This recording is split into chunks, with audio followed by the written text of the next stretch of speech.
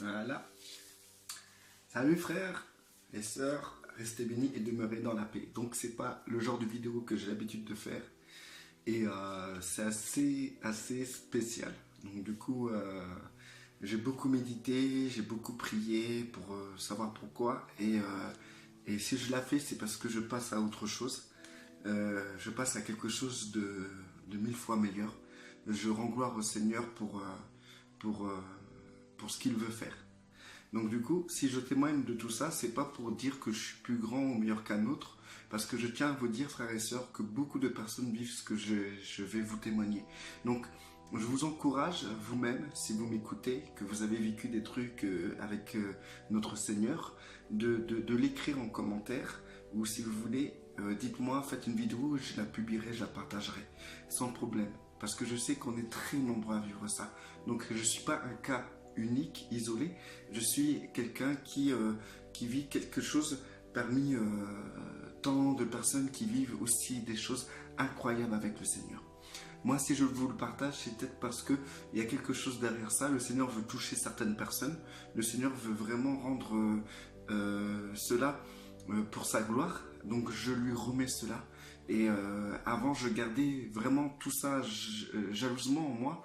Et, c'était une fierté pour moi, au fond, de savoir que je vivais tout ça et que j'étais devant des frères, des sœurs, d'autres personnes. Et en sachant que j'avais vécu tout ça et tout, ben, c'était quand même pour moi un fondement assez solide de ce que, de ce que le Seigneur faisait dans ma vie, quoi. Donc du coup, là, je vous déballe tout. Et je sais que ce déballement n'est pas une mise à nu de ma personne, mais c'est plutôt pour passer à autre chose. C'est pour évoluer. Donc, je vais vous citer. Donc, il y a 11 grosses étapes. J'ai dû les noter parce que je voulais vraiment que ce soit assez linéaire. Parce que, franchement, je suis un peu brouillon dans mes pensées. Donc, si je peux vous donner quelque chose de plus construit, ben, c'est positif pour ceux vraiment qui m'écoutent avec beaucoup d'amour. Parce que pour m'écouter là, pour cette vidéo, il faut beaucoup d'amour, de patience et surtout de compréhension. Donc je mets une parenthèse, je sais qu'il y a beaucoup de personnes qui vont m'écouter et qui peut-être ne croient pas en Dieu. Et donc je me dis qu'ils vont me prendre pour un fou. Et j'ai plus rien à perdre, hein. De toute manière, je sais que déjà dans ma famille, on me rejette pour ma foi, pour ma manière de la présenter, qui a été très négatif au départ, mais aujourd'hui, je suis beaucoup plus ouvert. Et du coup, j'ai pas peur d'être rejeté, j'ai pas peur d'être pris pour un fou ou pour un taré. Simplement, je dis ce que j'ai vécu, tout simplement. Donc, tout le monde a rêvé à un moment ou un autre et a vu dans ses rêves bah, les gens qui ont rêvé et qui ont vu dans leurs rêves des trucs qui frôlent la réalité, qui sont réels, des choses qu'ils ont vues dans les rêves et qui se sont passées plus tard, etc. Il n'y a pas de secret. Si je vous dis, le problème c'est que je vais parler de Jésus, c'est pour ça que les gens vont bloquer. Mais maintenant, si je ne parlerai pas de Jésus, je parlerai de n'importe quoi. Si je dirais, ouais, je suis pas croyant, tout ça, mais par contre, j'ai vécu ça, on m'écouterait beaucoup plus. Le nom de Jésus dérange. Donc, c'est pour ça que je sais que beaucoup vont se moquer à cause du nom de Jésus. Je vais vous dire, pour moi, le nom de Jésus, c'est un nom qui a été donné, on va dire, ça a été modifié. Normalement, son vrai nom, c'est Yeshua. Mais si moi, je dis Jésus dans les vidéos, c'est pour que vous compreniez de qui je parle. D'accord? Si j'aurais, par exemple, quand je parle de Jésus à des musulmans, je dis Issa. Si je parle de Jésus à des catholiques, je dis Jésus. Si je parle moi tout seul avec notre Seigneur ou avec des personnes qui sont un peu plus avancées, je dirais Yeshua. Donc, l'étape numéro 1. En fait, il y a 11 grosses lignes. Et dans ces 11 grosses lignes, ben, en fait, je vais vous raconter vraiment des phénomènes spirituels que j'ai vécus. Et donc, 2 conversations directes face à Jésus. D'accord? Donc, Alors, pour moi, tout a commencé quand quand j'avais 16 ans et j'ai accepté Christ et tout dans ma vie, mais il n'y avait rien de trop spirituel. J'ai intégré une église, c'était une église pentecôtiste à Cherbourg, et c'était vraiment une église merveilleuse. Les frères et sœurs étaient merveilleux, j'ai vécu beaucoup de choses, je sais c'est quoi la vie communautaire entre frères et sœurs. Et donc du coup, pour moi c'était vraiment une grande délivrance de vivre cela.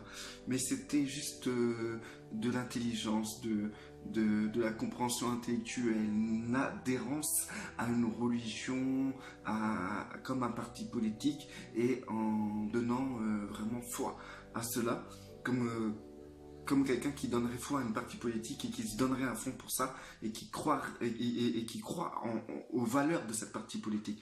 Moi, c'était pareil pour la foi. Mais au fond de moi, je savais que Dieu était réel. Mais j'adhérais à un Dieu réel, à un Dieu qui existe réellement, un Dieu qui était présent, devant qui on devait être lorsqu'on mourait, lorsqu'on a... si on meurt, on serait devant ce Dieu, etc. quoi. Donc du coup, je pensais vraiment que Christ nous avait sauvés. Donc, ensuite, j'ai dérivé parce qu'en fait, il y a eu des difficultés. Ça, c'est un autre sujet. Et je me suis retrouvé très éloigné de Dieu parce que je me suis retrouvé dans une misère pas possible. Voilà, la misère m'est tombée dessus, c'était galère. C'est pas de la faute de mes parents. En parlant de ça, si mes parents m'écoutent, je vous aime. Et c'est la faute de personne, c'est ma faute personnelle. C'est mes choix, c'est mon comportement qui a fait que j'ai galéré. Et je suis arrivé à un moment où je voulais me suicider. Et donc, au moment où je voulais me suicider, j'ai pris le couteau. Et j'étais dans une église en ce moment-là. En fait, on me logeait dans une église. Et j'ai pris le couteau. En ayant bu, avant j'avais bu les bouteilles de vin de la Sainte Seine, du Saint-Repas du Seigneur. Donc j'avais bu et tout. Et bourré, je me suis énervé contre Dieu. Et je me suis dit comme ça suffit, j'en ai ras-le-bol. Donc je me suis levé et j'ai pris un couteau. Et je l'ai mis sur mon poignet. Et j'ai commencé à appuyer. Et au moment où je voulais trancher, je lève les yeux vers le ciel. Et je dis, regarde Dieu, la vie que tu m'as donnée. Regarde ça, j'en ai marre de cette vie. Pour pas être vulgaire, parce que sinon j'étais très vulgaire. Et au moment où je voulais appuyer, j'ai senti un truc puissant tomber sur moi. Ça m'a vidé. Et j'ai ressenti une paix comme jamais j'ai ressenti de ma vie. De toute mon enfance, j'ai jamais ressenti cette paix. Et c'est la première fois que ça m'arrivait, dans la galère où j'étais, c'était vraiment le blanc et le noir, quoi. Et du coup, dès que j'ai ressenti cette paix, mais tellement puissante, parce que Dieu savait que j'allais le faire, que j'allais vraiment mettre fin à ma vie, bah, j'ai enlevé le couteau et j'ai posé le couteau, mais j'étais très lent dans mon geste, parce que je me suis dit que si les émotions négatives que je ressentais revenaient, eh ben, j'allais quand même le faire. Donc je posais le couteau, choqué, tout va bien, nickel. Parfait, magnifique, j'étais waouh. Et c'était pas l'alcool parce que j'étais même dessoulé quoi. C'était choquant. Je suis parti me coucher en sachant que j'arrivais pas à dormir à cause des soucis. Et ça fait plusieurs jours où je dormais pas. Donc j'avais pété un câble complètement. Et j'ai dormi au moins 2 jours. Je me suis allongé, j'ai mis la couverture, j'ai fermé les yeux et j'ai dormi pendant 2 jours. Magnifique. Je me suis réveillé et plus jamais j'ai ressenti la détresse dont j'ai ressenti en ce moment-là. C'était une détresse affolante où la mort c'était le seul antidote, antidouleur que je pouvais avoir. Et du coup, c'était ma première manifestation divine. Et à partir de là, c'était gravé dans ma tête, Dieu est réel. Là, personne ne pouvait m'enlever ça. C'était tellement poignant, profond, que là, on ne pouvait pas, personne ne peut venir devant moi et dire Dieu n'existe pas, je ne croirai pas, même si on me torture, c'est pas possible, Dieu existe. À partir de là, mon parcours a commencé. Je passe. Ensuite, Dieu était vivant pour moi, mais j'avais pas d'instruction. J'avais peu d'instruction et j'étais adolescent. Donc j'ai vécu ma vie d'adolescent en faisant du rap, je rappais, je vivais, je fumais, pédo, tout ça. Mais Christ était toujours dans mon cœur et il n'est jamais parti. Il n'a jamais voulu partir, il est toujours resté dans mon cœur. Parce que comme je dis à une soeur aujourd'hui, dans le royaume des cieux, dans le monde spirituel, il n'y a pas de passé ni de futur. Donc du coup, le Seigneur, notre Père, c'est toute chose en avance. Donc du coup, il sait ce que j'aurais fait plus tard pour lui et Christ ne m'a jamais quitté. Et quand je suis revenu devant le Seigneur, il y a eu une autre manifestation, c'est-à-dire, en fait, si vous voulez, j'ai commencé à dériver dans l'ésotérisme, le bouddhisme et tout ça, mais tout en pensant que le Seigneur existait vraiment. Je vais essayer de faire vite parce que je vois que la vidéo s'avance, oh, ça va être dur. Donc, du coup, je pense que je vais faire en 2 parties, je vais les coller les vidéos. Donc, du coup, j'ai dérivé complètement et tout, et à un moment, j'étais tellement loin, j'étais dans la voyance et tout, j'ai développé un don de voyance à cause d'esprits malsains, tout ça. Ça, c'est un autre témoignage. Et du coup, à un moment, j'ai pris la Bible d'après Satan, et je vous déconseille de le lire. Parce qu'en fait, il y a un esprit qui vous tombera dessus directement. C'est direct. Ce livre a été totalement consacré dans le sang au nom de Satan. Ça, c'est sûr et certain. Faites les malins, allez-y, vous allez comprendre. Mais moi, je vous le déconseille totalement. Donc, qu'est-ce qui m'est arrivé, en fait, si vous voulez, dans la Bible d'après Satan, j'ai lu, et dedans, il se moque du Christ. Il se moque tout le temps du Christ. Il ridiculise les propos du Christ, mais d'une manière tellement intellectuelle, tellement profonde, que tu adhères à cette moquerie. Et tu dis, ah, c'est vrai, ah, punaise, c'est vrai, ça, oh, c'est vrai. Et ça allait faire sortir le Christ de mon cœur. Et là, le Seigneur m'a fait comprendre que j'allais commettre le péché irréparable, impardonnable. Donc du coup, dans mon cœur, il y avait tout le temps cet appel. Tu vas, si tu continues comme ça, il va t'arriver quelque chose de grave. Et je tiens à vous dire, dans la voyance, dans l'ésotérisme, je côtoyais des puissances démoniaques. Je voulais avoir de la puissance. Je voulais être fort spirituellement. Et du coup, quand j'ai commencé à lire la Bible d'après Satan, je peux vous dire qu'il y a une puissance démoniaque qui est tombée sur moi. Et c'est une puissance tellement grande que jamais j'ai ressenti une puissance négative aussi forte que celle-là. Et du coup, ce que je tiens à vous dire, c'est que comment dire, voilà. Excusez-moi, c'est parce que dans ma tête, je me suis dit, mais Olivier, si tu dis ça, il y a des gens qui veulent vraiment adorer Satan et ils vont comprendre comment faire le cheminement.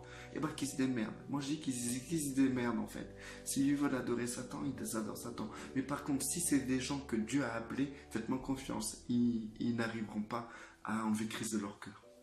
Donc, du coup, et de toute façon, je dois témoigner, je fais, j'obéis.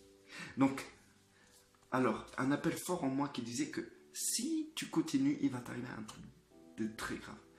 Et un truc grave. Et du coup, je sentais la mort. Franchement, dans toute ma vie, j'ai frôlé des trucs, des circonstances, mais là, je sentais la mort. La mort était présente. C'était quelque chose de fort là. Et du coup, je me dis qu'il y a un problème. Et ça a duré 1 semaine comme ça. Jusqu'à ce que ma femme vient vers moi. C'était ma copine, ma petite amie en ce moment-là.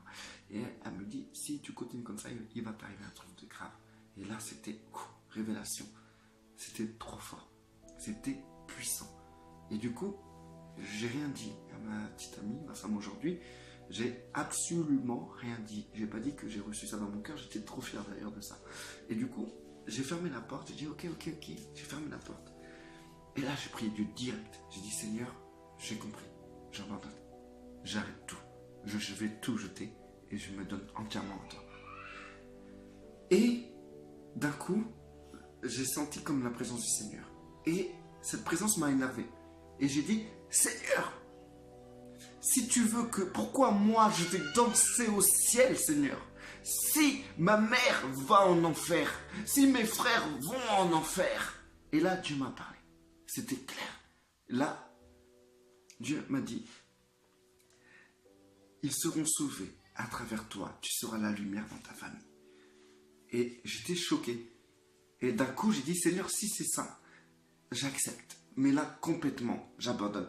Et une paix est tombée sur moi, la paix du pardon. C'était pas la même paix que au moment où je voulais me suicider, c'était la paix du pardon. Un pardon magnifique. Tout ce que j'avais fait, c'était brisé. Et pour vous dire que ça venait vraiment du Seigneur, pour vous dire que je vous mens pas, ben, plus tard, ma mère est venue à Christ à travers moi, à un coup de téléphone. Ma mère était pas bien. D'ailleurs, maman, si tu m'écoutes, ma mère était pas bien. Et je lui ai dit, comment tu veux te sentir bien en sachant que tu renies ton Créateur, ton Dieu? Comment tu peux te sentir bien avec tout ton passé, toute cette lourdeur? Tu sais que Christ a pris tes péchés et tu refuses d'aller à lui. Comment tu peux te sentir bien? Et du coup, ma mère, elle a dit, mais comment on fait? Comment je peux faire? Et je lui ai expliqué comment accepter Christ dans son cœur, comment faire, comment se repentir, pourquoi se le faire. Et elle m'a dit, je raccroche et je te rappelle. Elle a raccroché, elle m'a rappelé, elle était merveilleuse, elle pétait la joie, elle avait la paix en elle. Elle a dit, je sens une chaleur explosive en moi. Et du coup, là, ma mère est venue à Christ et elle a été sauvée en ce moment-là. Mais pour vous dire, même la signature de notre Père Céleste, vous savez, eh ben, je devais me faire baptiser et ma mère a été baptisée le même jour que moi, en même temps que moi et dans le même baptistère que moi. Voilà, ça déjà, c'est profond. Et du coup, je ne suis pas encore arrivé à l'étape où Christ m'a parlé, mais je vais couper et pour pouvoir mettre ma vidéo pour mieux travailler ma vidéo, et je reviens. Ben, je reviens direct. Vous, ça va être direct. Donc, voilà. Donc, une fois que je suis venu au Seigneur, que je lui ai demandé pardon, qui m'a promis que ma famille serait sauvée à travers moi, que je serais sa lumière, bah, ma mère, bah, la première personne concernée dans ma vie, est venue au Seigneur, elle a été baptisée le même jour que moi. Et ça, c'était vraiment la signature du Seigneur, et c'était vraiment le Seigneur qui m'a parlé en ce moment-là. Il n'y a pas de photo. Frères et sœurs, si vous cherchez des problèmes dans tout ça, c'est que vraiment vous êtes de mauvaise foi. Et inquiétez-vous sur votre manière de concevoir la spiritualité. Donc, je passe à la suite. Alors, plus tard, je rentre du travail et tout, et je m'ouvre une DSP. Ah, je suis franc avec vous, je m'ouvre une DSP, et je bois ma DSP devant la télévision. Et je tombe sur un documentaire qui parle du Ku Klux Klan. Le Ku Klux Klan. Je connaissais pas trop cette philosophie-là, mais j'avais déjà un aperçu à travers des films. Mais là, c'était une enquête exclusive à l'intérieur du Ku Klux Klan. Et on voyait un pasteur, ils étaient dans une église, et le pasteur, il prêchait la parole du Christ. Mais il prêchait la parole du Christ en disant que Christ est blanc, que Christ est venu pour les blancs, que les noirs sont nos ennemis, que les noirs sont la créature de Satan, qu'il faut combattre les noirs, que les blancs sont les meilleurs, etc., etc. Bon, en pensant que Christ, il était du Moyen-Orient, il était bon. En gros, ils étaient dans un délire. Et il y a un truc qui m'a frappé, c'est quand le journaliste a interrogé les paroissiens du Ku Klux Klan. C'était une église protestante évangélique. Et du coup, il interrogeait. Et puis tu voyais une blonde, une belle blonde comme ça, qui disait, moi, jamais j'irai avec un noir. Jamais de la vie. C'est un truc qui est impossible parce que c'est le mal incarné, c'est la représentation de Satan. Et ça m'a choqué. Et je me suis dit, mais attends une seconde, il y a un problème là. Comment ça se fait? Mais comment ça se fait qu'ils en arrivent là avec la Bible dans les mains? Du coup, je passe à autre chose et ça me pèse dans mon cœur, ça me pèse très lourd. Au point même que je suis obligé de prier. Et je prie tout banalement, simplement en faisant mes choses de tous les jours. Et je dis, Seigneur, je comprends pas comment ça se fait que les gens ont la Bible entre les mains et qu'ils arrivent à dériver aussi loin. Comment cela, ça se fait? Et du coup, j'entends une voix, c'était une voix qui, comme si quelqu'un me parlait à côté de moi, mais c'était intérieur. Je savais que c'était intérieur, que les gens autour de moi ne pouvaient pas entendre, mais c'était audible, d'accord? Donc, le Seigneur me dit comme ça, je veux que tu ailles annoncer ma parole. Et moi, je me dis, le Seigneur, c'est avec un plaisir incroyable que je vais annoncer ta parole. Et j'étais trop excité d'avoir entendu sa voix me dire ça. Et après, le Seigneur me repart, pareil, de la même manière, il me dit, il faudra que tu en payes le prix. Et d'un coup, ça m'a calmé. Parce que, en fait, quand le Seigneur te parle, il y a un impact à chaque fois. C'est un impact. Et l'impact il faudra que tu en payes le prix. Et ben, j'ai ressenti l'impact du prix dans mon cœur. Et j'ai vu que le prix était lourd. Et là, je me suis calmé. Et j'ai dit, Seigneur, si tu veux, j'annonce ta parole. Mais calmement, beaucoup plus posé. Et donc, avec ces messages-là, bah, j'ai cherché à l'interpréter, à avancer, et à faire les choses comme moi je le pensais, comme moi je le sentais, etc. Et du coup, je suis arrivé au fait que je dois annoncer la parole du Seigneur. Donc, qu'est-ce que je fais? Alors, j'ai pris la Bible et j'ai commencé à étudier la Bible et à enseigner la Bible. J'enseignais par-ci, j'enseignais par-là. Et je sentais au fond de moi, c'était pas ça. Et après des mois, je reviens à le Seigneur, je dis Seigneur et tout, pourquoi je sens que je suis pas dans la bonne voie? Pourtant tu m'as dit d'annoncer ta parole. Et le Seigneur me reparle de la même manière et il m'a dit, est-ce que tu m'as demandé de quelle manière je veux que tu annonces ma parole? J'ai dit non. Et c'est tout, silence total. J'ai arrêté d'enseigner. J'ai eu un long épisode qui se compte en années où j'ai rien fait et j'ai laissé le Seigneur me guider, me conduire et m'enseigner. Et je sais maintenant c'est quoi, qu'est-ce qu'il a voulu dire par annoncer sa parole. C'est, on va dire, c'est plus dans le domaine prophétique. Mais je passe à autre chose. Donc, ensuite, là, j'arrive au fait où j'ai rencontré le Seigneur face à face. Donc, c'était en songe, d'accord? Donc, le songe, là, c'était pas comme les songes qu'on fait quand on dort, etc. C'était vivant, c'est comme si j'étais là avec vous, je parlais là comme là maintenant, c'était vraiment vivant, c'était présent et vivant. Et j'étais là, et je sais que on a parlé longuement avec le Seigneur. Donc, de quoi on a parlé? Le Seigneur m'a beaucoup parlé de ce qu'il voulait m'enseigner. Et il était beaucoup intéressé, il visait par rapport à moi, sur le fait que il voit tout ce qui se passe dans la religion, par rapport aux dénominations, aux fédérations, les gens comment ils sont guidés par la religion chrétienne, etc. Et il m'expliquait en fait, il voulait m'expliquer de la manière dont il allait m'utiliser au milieu de tout ça. Et il m'a parlé d'autres choses, dont il m'a fait comprendre que je m'en rappellerai selon le moment le moment, comment vous expliquer. En fait, quand ça sera le temps, bah, ça sera clair dans ma tête et je me rappellerai des détails de ce qu'il m'a dit. Mais il y a un truc qui est plus resté. C'est juste à la fin. Alors, le Seigneur, si vous voulez savoir comment il est, je sais qu'il n'est pas noir, il n'est pas blanc, et il est comme la couleur d'un arabe. Et après, tout ce qui est cheveux, barbe, je ne saurais pas vous le dire, j'en ai pas la mémoire.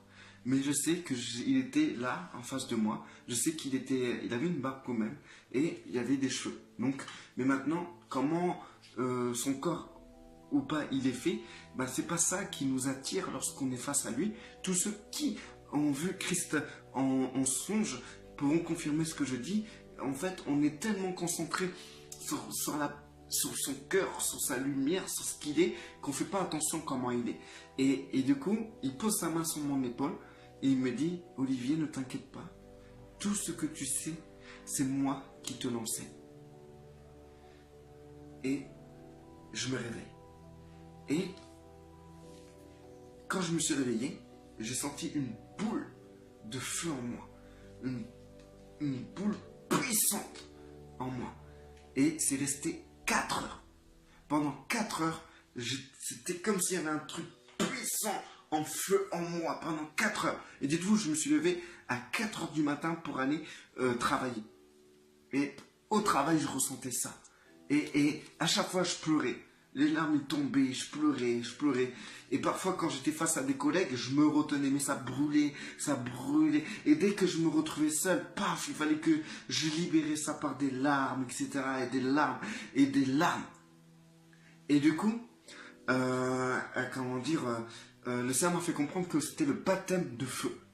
L'équipement céleste pour pouvoir rentrer dans le ministère et accomplir ce ministère avec tous les dons dont on a besoin. Et ça durait 4 heures, frères et sœurs. C'était puissant. Et je suis sûr que beaucoup de gens vont se retrouver dans ce que je dis. Donc, c'était ma première rencontre avec le Christ. Alors, je voudrais revenir en arrière parce que j'ai oublié de parler qu'après le suicide et tout ça, quand je suis revenu vers quand j'ai dérivé et que je suis revenu vers le Seigneur après avoir voulu avoir lu la Bible d'après Satan, j'étais, j'étais chargé en démons. Et toutes les nuits, j'avais des attaques. Toutes les nuits. Je voyais les choses bouger. Même ma femme peut vous le confirmer. À un moment, on parlait ensemble. On voit un truc se lever devant nous. Paf. C'était des trucs de fou. J'avais que des attaques sur attaques. Attaques sur attaques. Attaques sur attaques. Que des phénomènes spirituels dans ma maison. C'était terrible. À un moment, je dormais. Et je percevais. Hein, ça, on ne peut pas dire que je voyais. C'est pas mon corps physique. Mais c'était mon esprit qui voyait un démon qui était là auprès de moi, et j'avais tellement les nerfs de me faire attaquer toutes les nuits que je me suis levé, mais c'est en fait que je dormais, c'était mon esprit, je me suis levé et j'ai voulu attraper le démon pour essayer de le détruire, et dès que j'ai commencé à le toucher, pouf, j'étais propulsé dans mon corps et je me suis réveillé. Et j'en avais tellement marre des attaques, j'en avais tellement ras-le-bol que j'ai prié le Seigneur. À un moment, j'étais attaqué dans la nuit, je priais le Seigneur dans mon sommeil. Et ça m'a réveillé. Et je priais réveillé. Et à un moment, je ferme les yeux pour m'endormir. Et d'un coup, je vois tout lumineux dans la pièce. C'était tout lumineux. Et à partir de là, j'ai plus ce genre d'attaque. J'ai plus de phénomène. J'ai plus rien eu. Et du coup, c'était vraiment une délivrance. Je ne sais pas qui est venu, un ange ou Christ, je ne sais pas. Mais en tout cas, quelque chose de céleste est venu dans la même pièce où j'étais. Et c'était tellement puissant que je fermais les yeux. Et mes yeux fermés, je voyais la lumière. C'est comme si, genre, tu fermais tes yeux, je mettais une lampe très puissante devant tes yeux. Et ben, c'était ça. Donc voilà, j'avais oublié ce détail-là. Donc, je reviens. Donc, je vous ai parlé que, oui, quand je marchais avec Christ, dans mon rêve, c'était dans un jardin. On marchait, c'était un jardin céleste, magnifique, tout était beau, et on marchait, il m'expliquait des tas de choses, et à la fin, il m'a dit, ne t'inquiète pas, tout ce que tu sais, c'est moi qui te l'enseigne. Donc, ensuite, plus tard, j'ai eu une vision, en 3 parties. La première partie de cette vision, pareil, c'était un rêve, c'était pareil, et la première partie, j'étais dans une église catholique. Et je prêchais l'amour du Christ dans l'église catholique. Je montrais la puissance de l'amour du Christ aux gens, et les gens ont été énormément touchés. Ensuite, j'étais au dehors de l'église catholique, à côté, mais au dehors. Et il y avait tout plein d'étudiants en face de moi. C'était des jeunes, c'était des étudiants. Et je prêchais l'amour du Christ à ces gens-là. Et les gens étaient énormément touchés. Et la troisième partie, j'étais dans un...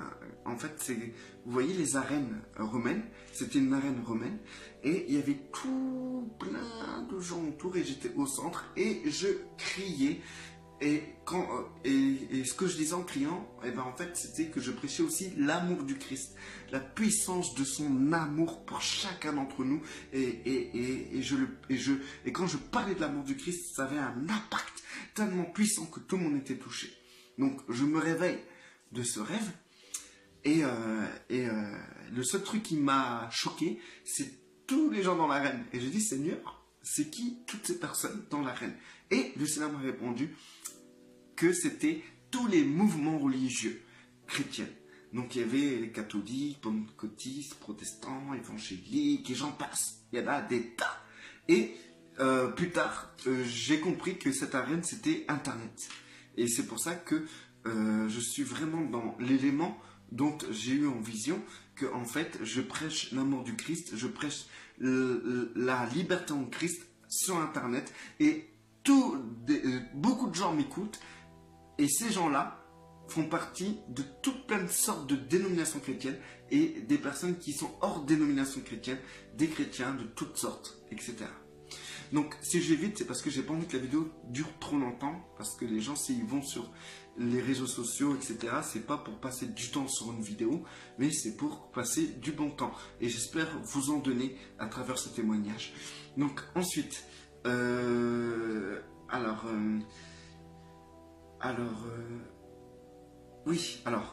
faisais partie d'une assemblée et dans cette assemblée, ça commençait à tourner au vinaigre. C'est pas de la faute des autres, c'est aussi de ma faute.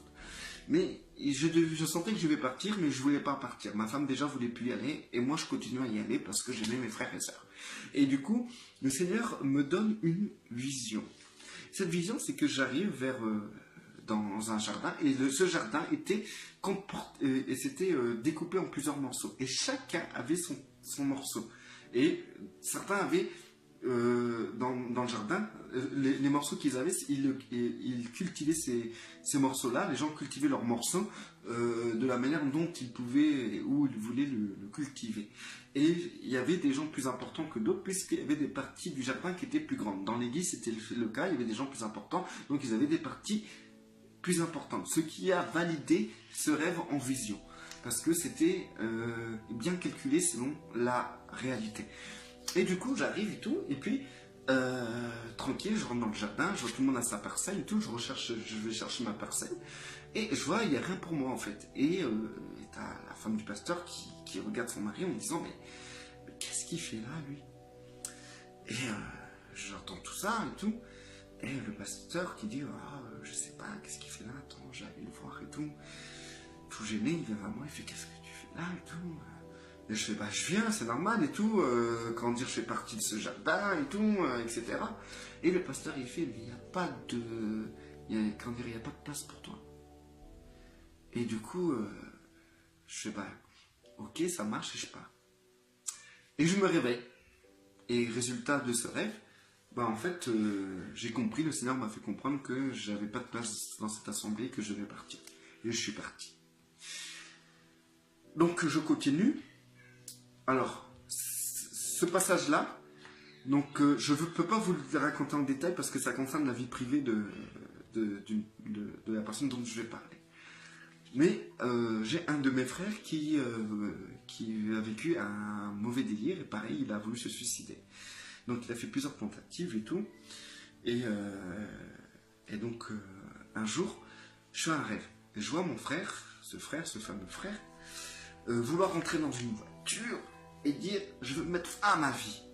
Mais il était parti vraiment pour mettre fin à sa vie. En fait, la voiture et le chemin qu'il voulait emprunter, c'était le chemin de la mort. Et il voulait vraiment l'emprunter et il était prêt à tout pour l'emprunter. Et moi, je l'attrape comme ça. Et je dis « non !» reste avec moi, tout ça, non. Et on se débat. Et c'était vraiment, une bataille qui était puissante, parce que j'ai dû mettre toute mon énergie, et je le retenais de toutes mes forces. Et à un moment, paf, il devient un bébé dans mes bras. Un tout petit bébé, tout mignon. Et après, j'arrive vers ma mère, fière, fatiguée du combat, et je le passe à ma mère. Et derrière, il avait sa copine. Et je passe à ma mère. Et ma mère prend son fils dans ses bras. Et je me réveille. je ne comprenais pas ce rêve. Je priais le Seigneur, je ne comprenais pas, il n'y avait rien qui venait et tout. Et j'appelle ma mère. Et ma mère, qu'est-ce qu'elle m'apprend? Qu'en fait, mon frère, il s'est tranché à la gorge un coup de cutter. Et qu'il est entre la vie et la mort. La nuit même où j'ai rêvé de ça. Et que les médecins ont réussi à le sortir de là. Donc, cette vision pour moi était réelle. Et je ne veux pas dire que c'est moi qui l'ai retenue, mais je pense que Dieu s'est servi spirituellement de moi pour qu'il n'emprunte pas ce chemin. Je fais attention à mes mots parce que ça concerne quand même mon frère et il n'est pas en Christ et je ne sais pas si un jour il le sera, mais c'est délicat quand on doit parler de notre vie privée, des gens qui nous entourent, parce que je ne peux pas dire des choses, certaines choses je ne peux pas vous dire, et ça reste privé. Et là, je vais vous parler d'un autre frère pareil, et du coup, ce frère-là, ben, il faisait du karaté, tout ça, et un jour, je lui dis, comme ça, en soirée, je lui dis, le Saint-Esprit qui est en moi est plus puissant que l'esprit du karaté. Et j'ai juste à te toucher, et la puissance du Saint-Esprit te plie en deux. Et mon frère, il est fort, il est très puissant, et il ne me croyait pas. Et donc, je suis arrivé, et j'ai commencé à le toucher. Et quand je l'ai touché, il s'est plié en deux de douleur, d'une puissance incroyable. Et il hurlait. Et du coup, j'ai pris mon frère et tout, parce qu'on était dans le couloir et tout, c'était un immeuble. Je l'ai pris, on est rentré à la maison, je l'ai allongé dans le fauteuil et il perd connaissance. Et moi je prie et il se donnait des coups de poing comme ça. Et du coup, j'ai attrapé son poing et je l'ai serré. J'ai serré tellement fort qu'après, quand tout s'est calmé, je n'arrivais plus à ouvrir mes doigts. J'étais crispé comme ça, j'arrivais plus à ouvrir mes doigts pendant un moment. Et du coup, je priais, mais je tenais à vous dire, je flippais complètement parce que mon frère était très puissant physiquement. Et du coup, je flippais complètement, je dis, qu'est-ce qui se passe, comment je vais gérer cette situation? Et le démon me regardait, et à travers mon frère, et il ricanait.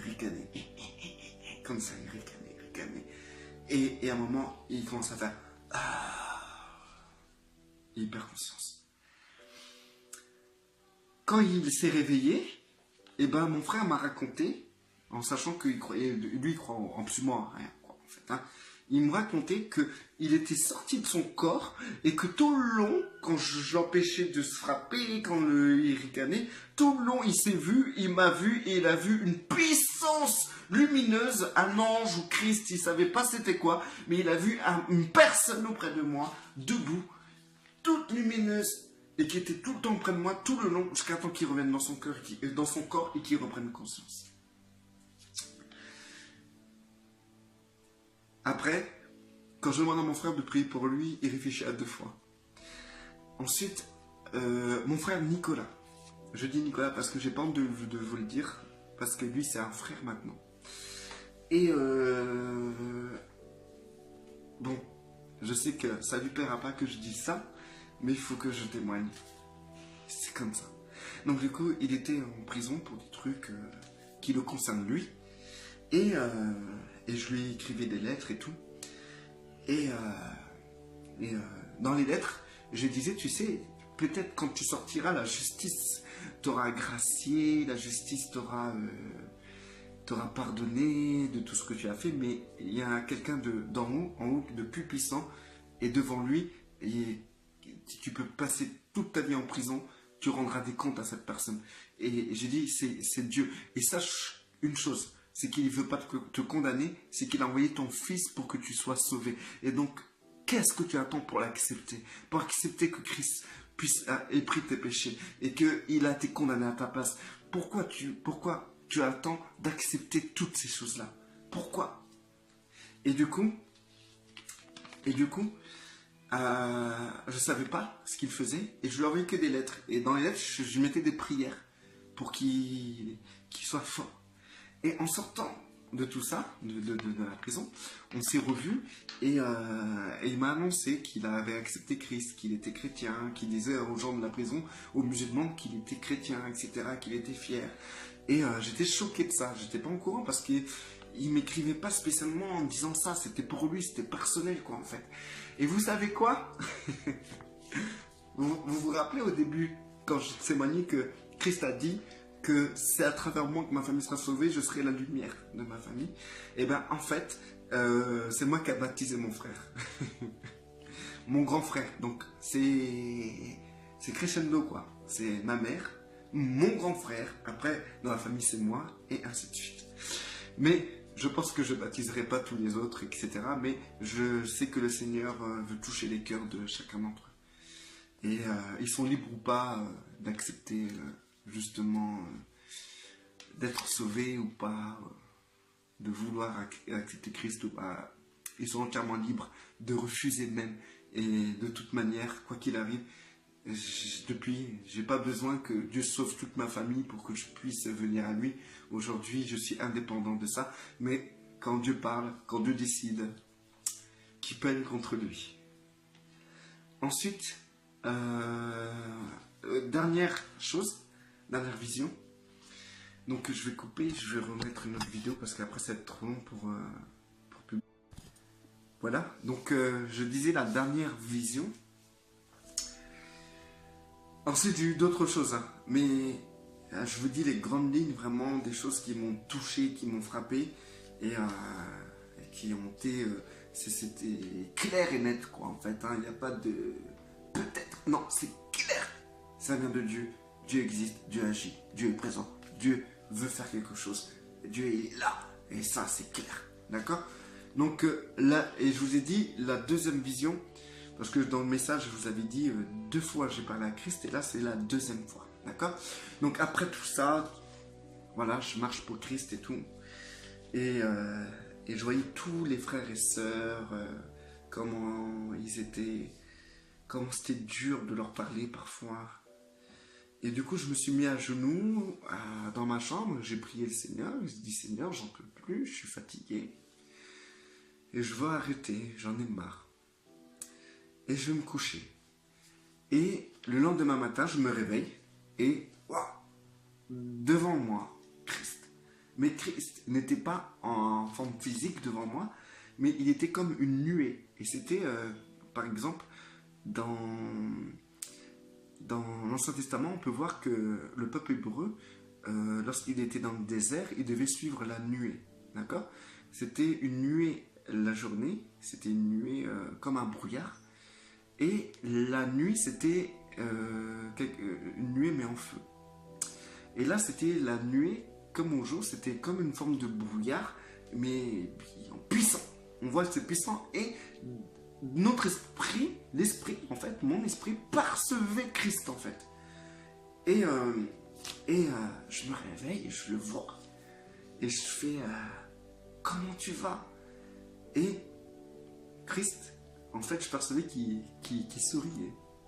Parce qu'en fait, quand on se rend compte, je demandais à celui que toute chose a été créée pour lui, et en lui, je lui ai demandé comment tu vas.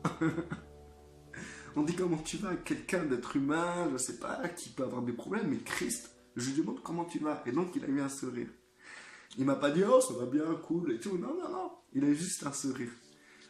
Et d'un coup j'enchaîne. Je fais Seigneur, j'en ai marre. Et j'ai fait la même prière que la veille. J'ai fait Seigneur, j'en ai marre, je suis fatigué, j'en peux plus, je veux arrêter. Et le Seigneur me répond, ne t'inquiète pas Olivier, je t'ai donné le courage et l'onction de David. Et moi je lui réponds, je dis, bah attends Seigneur, ça veut dire que je vais être roi. Parce qu'en fait David était roi. Et du coup moi dans mon délire hallucinant, je lui sors quoi? Seigneur, je vais être roi. Et le Seigneur, pareil, il a un sourire, le même sourire qu'il avait quand je lui ai demandé comment tu vas. Et quand je lui ai dit je vais être roi, il a souri. Et il a fait non. Mais tu as il m'a dit, mais tu as mon héritage royal. Et ensuite, il a disparu. Et d'un coup, il a fait montrer un mûrier, mais pas les mûriers qu'on voit comme on cueille des mûres dans les bois en France. C'était vraiment un mûrier comme le figuier, des trucs qu'on voit dans le Moyen-Orient, etc. Un arbre, quoi, en fait. Et il me montre deux mûres. Une mûre qui n'était pas mûre et une mûre qui était mûre. Et il fait disparaître la mûre qui n'était pas mûre et il me présente la mûre qui était mûre. Mais c'était une image, en fait. Et il me dit, il me parle, il me dit, maintenant tu es mûr. Et je vous ai dit que je me suis réveillé, j'avais vu Christ. Et ben en fait, non. En fait, je me réveille réellement, quoi, après. Je me réveille réellement. Et en fait, c'était une vision. Et comme je vous dis, les visions, quand ça concerne Dieu, quand Dieu vous parle en vision, c'est comme si vous êtes réveillé, réel, c'est réel. Y a pas plus, en fait, il n'y a pas plus réel que ça. Même quand vous vous réveillez, ça semble superficiel, ce monde. Mais quand vous êtes avec le Seigneur, vous êtes vraiment dans une réalité à l'état pur. Et ceux qui ont eu déjà cette vision, des visions avec le Seigneur, pourront confirmer ce que je vous dis. Et du coup, à partir de là, ben, je fais mon cheminement et tout jusqu'à aujourd'hui. Et je suis content de vous avoir parlé de ça. C'est comme si dans mon cœur, j'enlevais un poids, en fait. Et je sais que je m'en fous des retombées, parce que si je m'inquiéterais des retombées, ça fait longtemps que j'aurais arrêté les vidéos d'ailleurs. Mais je sais que ça va faire du bien à beaucoup de personnes. Et justement, n'hésitez pas à écrire vos témoignages. Maintenant, je vais parler à ceux qui n'ont pas eu ce genre de choses et qui le souhaitent de tout leur cœur. Eh ben, vraiment, il ne faut pas vous prendre la tête sur ça. C'est pas parce que le Seigneur n'est pas venu vous parler, etc., que vous êtes moins. Au contraire, vous êtes plus. Parce que peut-être vous avez une plus grande facilité de comprendre les choses. Et que le Seigneur n'a pas besoin, en fait, de venir vous parler. Moi, j'ai eu besoin que le Seigneur vienne sûrement parce que j'étais trop têtu, ou j'étais borné, ou j'avais un problème, ou parce que le message qu'il voulait me donner, bah, je ne le comprenais pas. Peut-être qu'il a essayé de me parler au moins 10 000 fois avant de venir vers moi. Donc, ne croyez pas que parce que quelqu'un a des visions, quelqu'un voit des trucs, il est spirituel plus qu'un autre. C'est faux, mais entièrement faux, car Christ a dit, heureux ceux qui ont cru sans m'avoir vu. Et ça, c'est la vérité, frères et sœurs.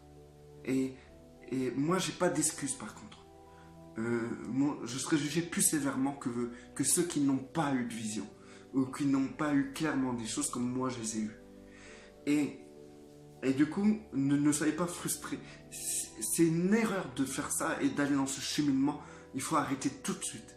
Et surtout, ne recherchez pas le spirituel parce que ça ne sert à rien. C'est pas parce que vous recherchez quelque chose que le Seigneur il viendra vous voir. Le Seigneur il n'est pas esclave de vos désirs.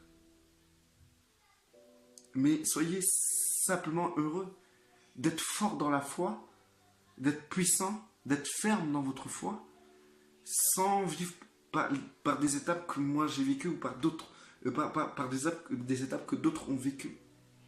Soyez fiers, c'est beau, frères et sœurs. Il y a des gens, je connais des gens, ils n'ont jamais eu des trucs comme ça. Et ils sont fermes dans la foi. Et du coup, moi, je trouve que ces gens-là sont beaucoup plus puissants que moi. Ils sont beaucoup plus développés que moi. Et c'est une fierté. Ce que je voulais rajouter aussi, c'est que soyez ouverts aussi.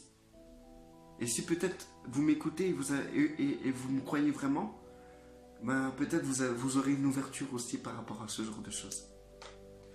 Et aussi, on n'a pas tous le même appel. Voilà.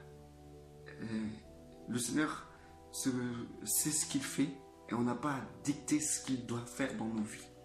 Ou par rapport à ce qu'on a entendu venant de l'autre, venant de ce que je vous ai dit.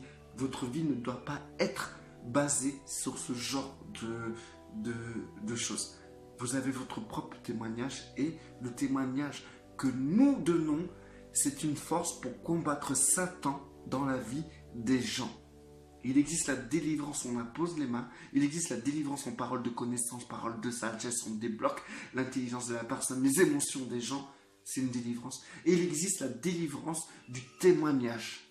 Et moi, aujourd'hui, je témoigne. Et j'espère que ce témoignage délivrera beaucoup de personnes. Il y a beaucoup de choses encore que je n'ai pas précisées, mais je dis les grandes lignes, tout simplement. Les grandes lignes de ce qui fait les fondements de la sûreté que je peux avoir dans ce que je fais pour le Seigneur. Et bien sûr, je ne peux pas parler de 16 ans de vie en une vidéo. Mais je sais qu'il y aura encore des choses et des choses et des choses. Et voilà ce que le Seigneur m'a fait comprendre. Moi-même, j'ai prié le Seigneur avant de faire cette vidéo. Je me dis, Seigneur, bon sang, pourquoi tu veux que je parle de ça? J'étais bien parti. Même des gens du monde commencent à m'écouter. Et d'un coup, je leur lâche ça en pleine figure. Ils vont se dire, mais qui est taré, il est fou et tout, Seigneur, qu'est-ce que tu veux et tout, je comprends pas. Et d'ailleurs, ça c'est pour moi, c'est personnel, c'est ma fierté entre toi et moi, Seigneur. Et c'est comme si je vous donnais ça et je jetais ça au porc, aux chiens, ils vont se retourner contre moi. Et je priais, Seigneur, je dis, Seigneur, qu'est-ce que tu veux que je fasse avec ça? Et le Seigneur m'a fait comprendre une chose importante. Pour vous et pour moi, frères et sœurs, ce qui compte, ce n'est pas le passé. Ce qui compte, c'est ce qui va arriver. C'est le présent et ce qui va arriver. Il ne faut pas vivre avec son passé. Et donc, moi, je vivais trop sur ce fondement-là. Et aujourd'hui, je prends un nouveau départ par ce témoignage. Restez bénis, frères et sœurs. Restez fortifiés. Et si vous avez des questions, n'hésitez pas à me les poser. Et dans les commentaires, donnez votre témoignage, si vous avez vécu des rêves, des songes, si vous avez vu le Seigneur, tout ça. Ou si vous voulez faire une vidéo, faites une vidéo, mais la meilleure, parce que pour après que moi je la partage, c'est très compliqué à cause des données et tout ça. Donc contactez-moi avant de vouloir faire la vidéo, puis on s'arrange, on voit comment on peut faire pour pouvoir pour que je puisse la partager. Et vraiment, n'hésitez pas, c'est une puissance. Et dans l'Apocalypse, c'est écrit, ils l'ont vaincu, Satan, ils l'ont vaincu